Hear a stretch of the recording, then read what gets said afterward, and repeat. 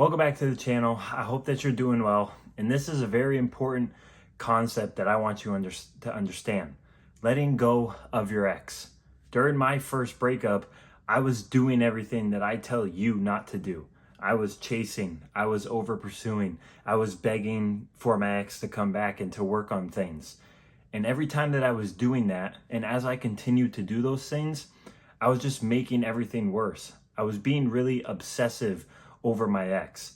And while I was doing those things, I was just draining her level of attraction for me. I was making her lose respect for me every single time I did that, all the way up until the point to where she lost all respect for me. She already had really low attraction for me, but during that whole breakup, like during the initial breakup process, I just completely ruined any ounce of attraction that may have been left during that point. And the worst thing that I was doing was I was postponing my healing process. I was just prolonging the breakup. I was making it harder for me to actually move on and let go of her because I was continuing to do all of the things that you shouldn't be doing during a breakup. For the longest time, I was afraid of being alone. I couldn't get over my ex. I was afraid of being on my own and being afraid of not finding anyone else. I thought to myself that I wasn't going to be able to survive without her, that she was the only girl out there for me. And that's just not reality. That wasn't my reality. But at the time, I thought that was going to be the truth for me. I thought that's how my life was going to play out, and I was never going to find someone else, and my life was over. I'm sure that during this time, right, you have had those same feelings. You probably feel the same way. You feel like you can't survive without your ex, or like your life is just over without them. You don't know what you're going to do. You don't know where to go from here. And that's completely normal to feel like that. Those are normal feelings to be having when you're going through something like this. But it's not the truth. You're just telling yourself those things.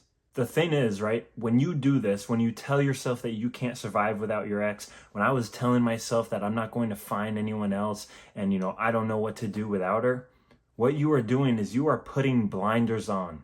You're putting blinders on the things that are blocking you and distracting you from realizing the negative stuff that your ex said or did to you during the breakup. The negative things that your ex was doing in the relationship before you guys broke up, or even the negative things and the things that they have said after the relationship has ended and during this breakup process. Now, if you do want to get your ex back and save your relationship and become a better version of yourself, click the link in the description right down below. I've been through what you're going through. I went through a really bad breakup, and I'm a much better person now because of the things that I've learned, and I want to share those things with you, and I want to help you get through this difficult time. I would love to work with you, and I do know that I can really help you. I know it's really hard to not focus on your ex, right? It's really hard to not think about them. It's really hard to not, focus on what they're doing and who they're talking to or if they're dating anyone new. But the more that you focus on those things, the more that you focus on what they're doing or if they're with someone new and just all of those things in general, you're only continuing to hurt yourself. You're only continuing to disappoint yourself more.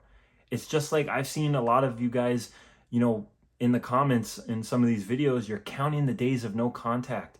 You think that there's this timestamp or this expectation in no contact as to when they're supposed to come back. And every day that passes that they don't come back, on the 60th day, you thought that they were going to come back and reach out to you. And then on that 60th day, they didn't reach out to you. You're disappointed. But you partly caused that disappointment. You set an expectation and a thought in your mind that, on day 60, they're going to reach out to me. And now it didn't happen. And now you just disappointed yourself. That expectation you had set you up for more hurt.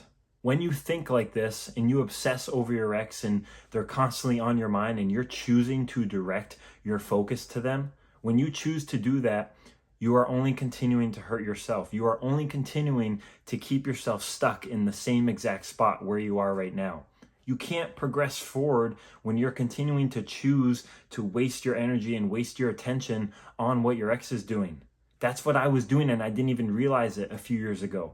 I was choosing to direct my time and my energy to my ex, to stalking her on social media and doing all of those things.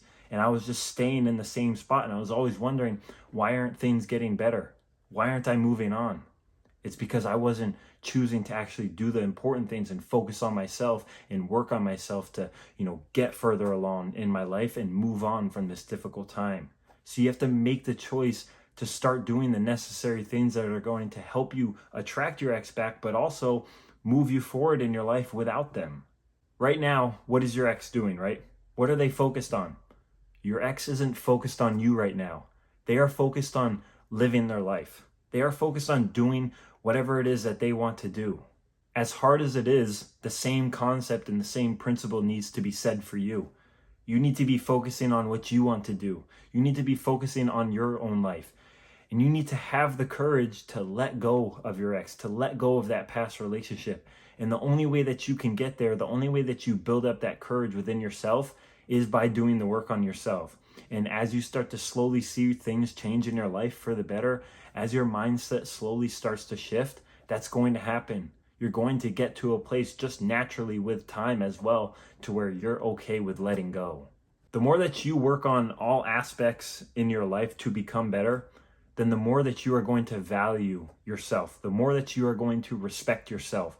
And the more that you respect yourself and know your worth, even if your ex doesn't come back, they're going to have no choice but to start to respect you because you respect yourself. There's going to come a shift in your mindset and in your thought process to where no matter if your ex comes back or not, you are eventually going to realize that you're going to be okay without them, that you are going to survive. Yes, right now you feel like, you want to spend the rest of your life with this person, that you miss them deeply, you care about them, right? And that's normal and that's okay. You're supposed to have those feelings right now. But the more that they show you that they don't want you, the more that they show you that, they don't care about you and they're okay with letting you walk out of their life, the more it's going to help shift your mindset. The more that you're going to know and understand that you are going to be okay in your life and that there's other people out there for you.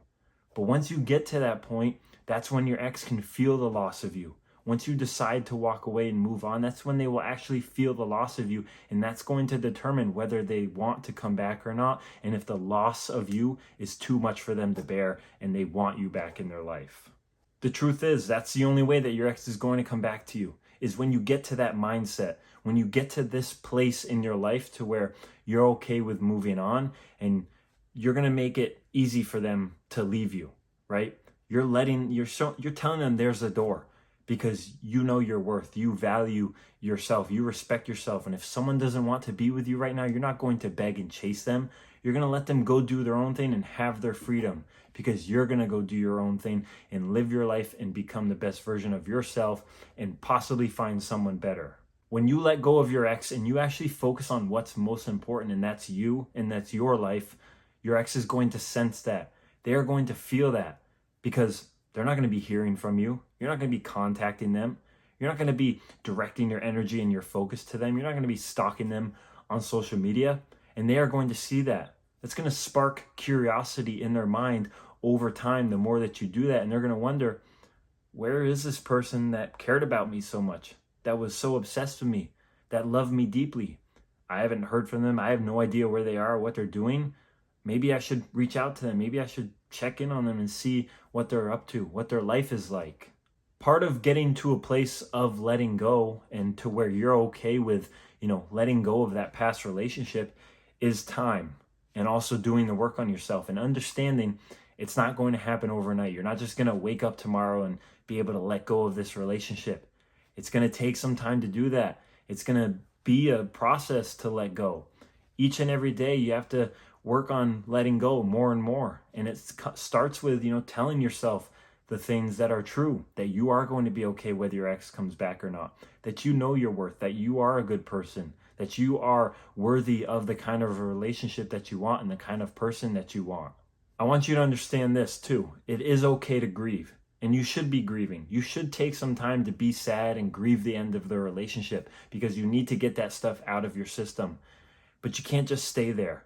You can't just sit there and cry all the time and, grieve and just think magically one day if you do that enough, that's what's going to bring your ex back, because it's not. Because if you do that and you just grieve all the time and you don't, try and get out of that rut and pick yourself up and dust yourself off, then you're just going to stay in the same spot. Nothing's going to change. Your life isn't going to change. Your ex's feelings about you aren't going to change.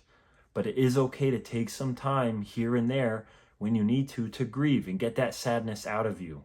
You have the power to become better. You have the power and the ability to get through this breakup, to become a better version of yourself, to make your ex feel the loss of you.